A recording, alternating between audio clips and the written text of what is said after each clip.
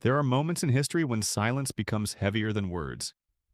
When a story that has been whispered behind closed doors for years finally begins to break through the surface, not as rumor, not as speculation, but as something closer to truth than the world is prepared to handle. And when that happens, it does not arrive loudly at first. It begins quietly. A shift in tone, a change in expression, a pause that lasts just a little too long before an answer is given. And sometimes that is all it takes for the entire world to lean in closer. For years, Prince Harry has been spoken about more than he has been heard. His name has lived in headlines, in documentaries, in commentary, in endless analysis from people who have never sat in his position, never felt the weight of his life, never experienced what it means to grow up inside a system where tradition is not just history, but expectation, pressure, and identity all at once. But now something feels different.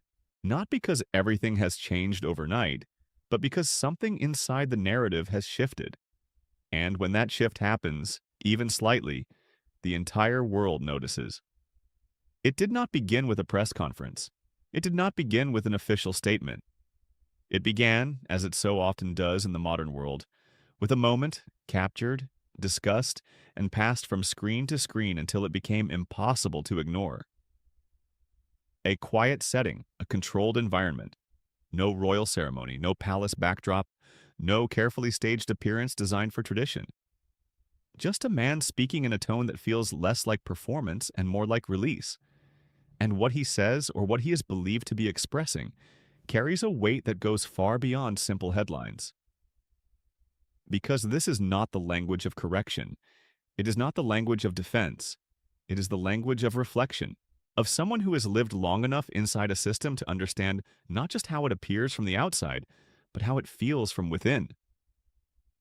For years, Harry has been described in many ways. A spare heir, a rebellious royal, a man who stepped away from duty, a figure caught between two worlds and fully belonging to neither. But none of those labels ever truly captured the human reality of what that position means. Because being born into a role that already exists before you even understand language is a different kind of existence. It is not chosen, it is inherited. And inheritance, especially of identity, can be both privilege and burden at the same time. What makes this moment so powerful, so widely discussed, is not that he speaks, but that he speaks in a way that feels unfiltered by the machinery that has always surrounded him. The institution that defines tone, the advisors that shape phrasing, the systems that ensure that nothing is ever said too directly, too emotionally, or too freely. Because in royal communication, silence is often safer than expression. And expression, when allowed, is carefully shaped so it cannot be misinterpreted, even if that sometimes means it loses its emotional honesty. But here, what people are reacting to is not just the content, but the feeling behind it.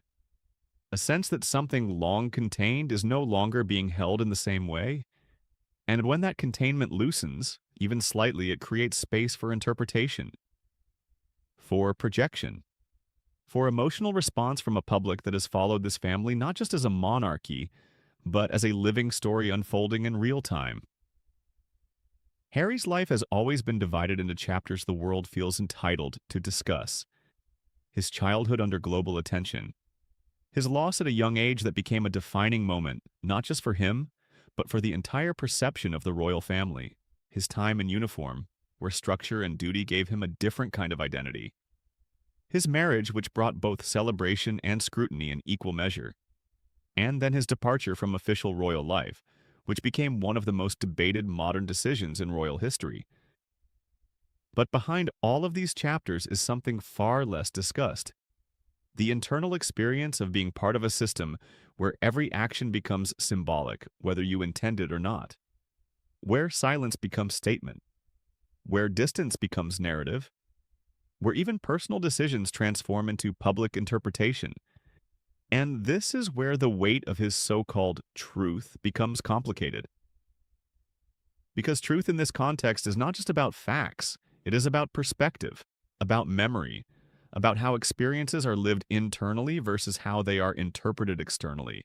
Two people can live through the same environment and walk away with entirely different understandings of what it meant. And when one of those voices belongs to someone inside an institution as globally significant as the British royal family, that interpretation becomes part of public consciousness. What is being discussed now is not simply what was said, but why it resonates. There is a growing sense among observers that Harry is no longer speaking as a representative of anything beyond himself. Not as a senior royal, not as a working member of the institution, but as someone who has stepped outside of it and is now reflecting on it from a distance that allows clarity, but also carries emotional weight. And distance changes everything. When you are inside a structure, you adapt to it. You learn its language, its expectations, its limits. But when you leave it, even partially, you begin to see not just how it functions, but how it shaped you. And sometimes that realization comes slowly, not in one moment, but in layers, in conversations, in memories, in the quiet recognition of what was normal then and what feels different now. The public reaction to Harry has always been divided, and this moment is no exception. Some see honesty, others see reinterpretation. Some see courage in speaking openly. Others see complexity in revisiting the past through a personal lens. And all of these reactions exist at the same time, overlapping, conflicting, and coexisting in the same digital space. Because in the modern world, no narrative belongs to a single audience anymore. Every story is multiplied through interpretation, but what cannot be ignored is the emotional undercurrent that surrounds anything connected to Harry and the royal family. Because this is not just a story about individuals, it is a story about institution and identity, about tradition and change, about privacy and exposure, about the collision between centuries-old systems and a world that now demands transparency in real time. And Harry sits directly in that collision point. What makes his voice so widely analyzed is not just who he is, but what he represents. A bridge between two versions of monarchy, one defined by distance and formality, the other defined by visibility and emotional accessibility. And that bridge is not stable. It shifts depending on who is crossing it and how they choose to interpret what they see on either side. There are those who believe that stepping away from royal duty gave him something essential: perspective, the ability to speak without constraint, the ability to define his own narrative, the ability to exist outside the expectations that once shaped every public appearance.